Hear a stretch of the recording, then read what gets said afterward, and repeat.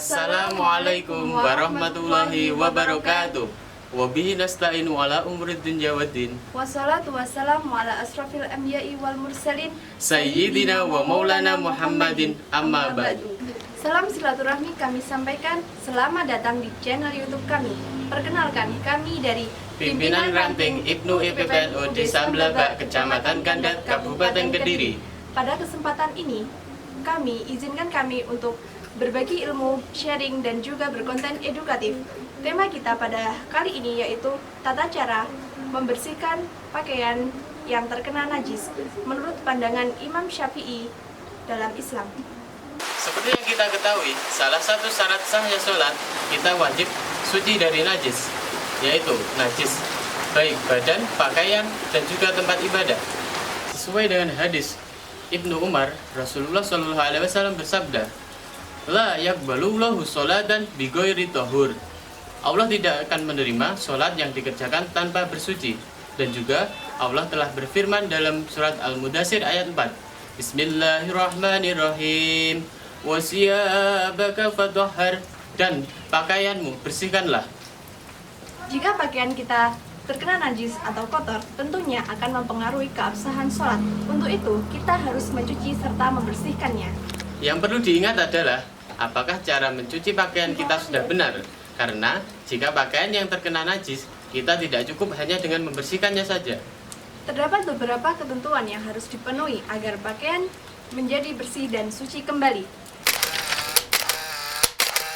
Sebenarnya tidak jauh berbeda cara kita mencucinya agar pakaian menjadi bersih dan suci kembali.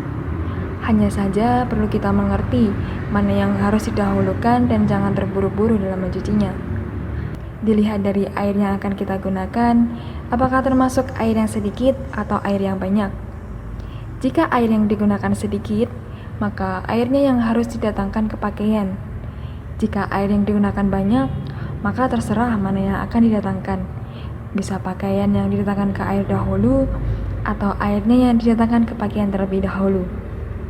Karena air yang biasa kita gunakan di rumah adalah termasuk air sedikit yang kurang dari 2 kullah, yaitu air yang kurang dari 216 liter.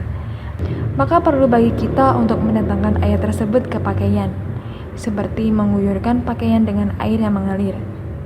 Berbeda cara mencuci dengan air yang banyak seperti di sungai, danau, atau kolam. Terserah didahulukan yang mana cara mencucinya. Maka pakaian tersebut dapat langsung bersih dan suci. Karena saat mencuci di rumah seperti biasa dengan pakaian yang banyak, sehingga tidak mungkin untuk memilahnya, maka cara yang bisa digunakan adalah dengan mencampurnya langsung pakaian yang terkena najis dengan pakaian yang kotor. Dan berikut salah satu cara untuk mencuci pakaian yang bisa diterapkan di rumah. Jangan.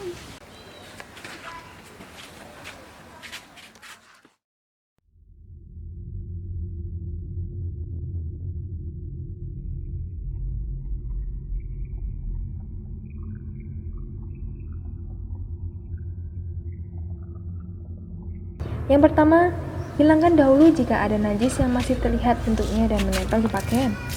Karena jika tidak dihilangkan terlebih dahulu, najis tersebut akan tambah menyebar ke seluruh pakaian dan bak jika langsung dimasukkan dan diberi air. Selanjutnya, masukkan pakaian dahulu ke dalam bak atau mesin cuci, karena jika air yang dimasukkan dahulu dan saat diberi pakaian yang terkena najis, maka air yang tersebut akan berubah menjadi air mutanajis, meski tidak berubah warna airnya, sehingga tidak dapat digunakan untuk mensucikan walaupun pakaiannya nanti menjadi bersih. Pakaian tersebut jangan sampai bersamaan dengan air atau sabun, karena sabun tidak dapat mensucikan pada air yang sedikit, bahkan akan merusak air yang suci.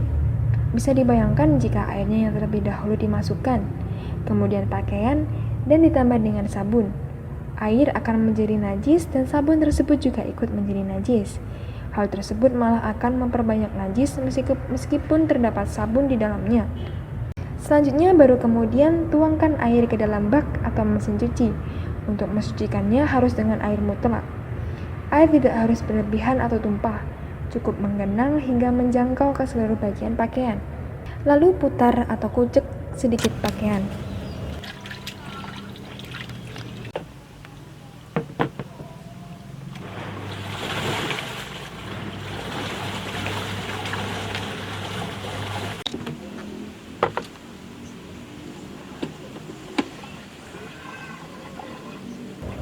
lalu buang atau kuras air tadi. Dalam hal ini sebenarnya pakaian sudah menjadi suci kembali dengan media yang ada, tidak harus dengan air hingga 2 kullah. Yang terakhir, tuangkan air lagi dan tambahkan sabun untuk membersihkan. Baru setelah pencucian selesai, kita bisa mencuci dengan sabun seperti biasa.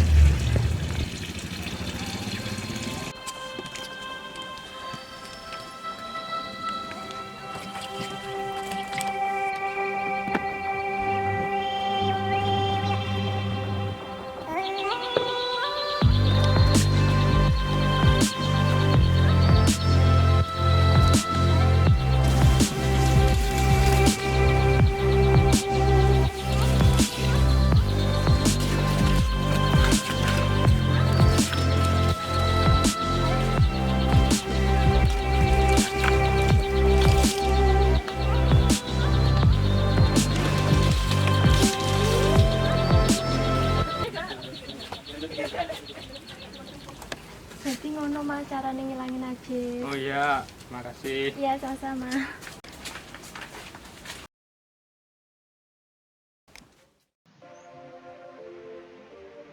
Mencuci pakaian secara manual tidak jauh berbeda dengan mencuci menggunakan mesin cuci.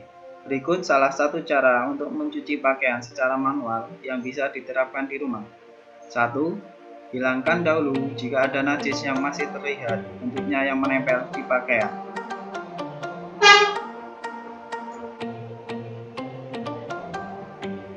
2. Masukkan pakaian dahulu ke dalam bak. 3. Baru kemudian tuangkan air ke dalam bak. Air cukup menggenang hingga menjangkau ke seluruh bagian pakaian.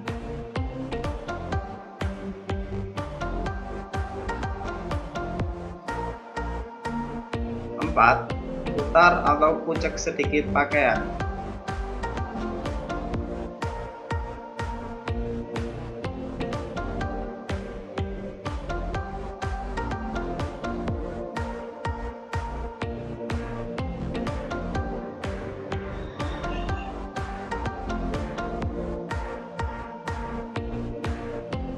5. Buang atau kuras air tadi.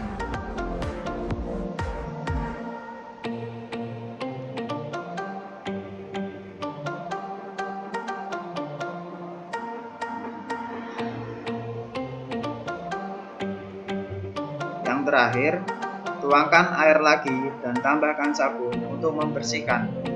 Baru setelah pensucian selesai, kita bisa mencuci dengan sabun seperti biasa.